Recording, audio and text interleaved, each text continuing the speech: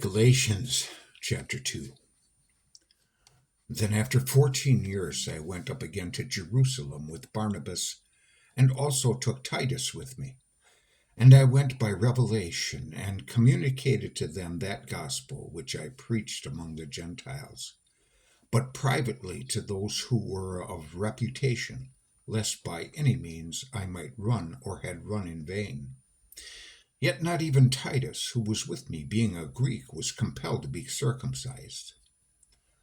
And this occurred because of false brethren, secretly brought in, who came in by stealth to spy out our liberty which we have in Christ Jesus, that they might bring us into bondage, to whom we did not yield submission even for an hour, that the truth of the gospel might continue with you.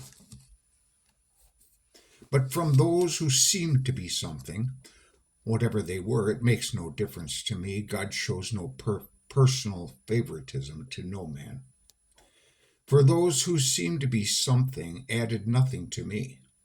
But on the contrary, when they saw that the gospel for the uncircumcised had been committed to me, as the gospel for the circumcised was to Peter, for he who worked effectively in Peter for the apostleship of the circumcised also worked effectively in me toward the Gentiles.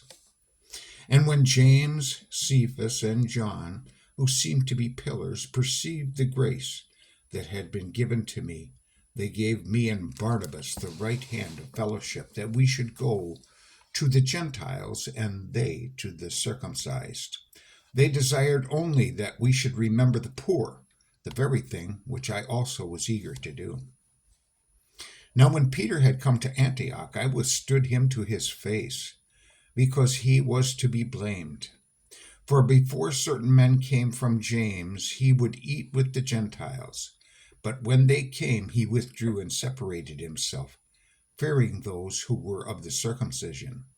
And the rest of the Jews also played the hypocrite with him, so that even Barnabas was carried away by their hypocrisy.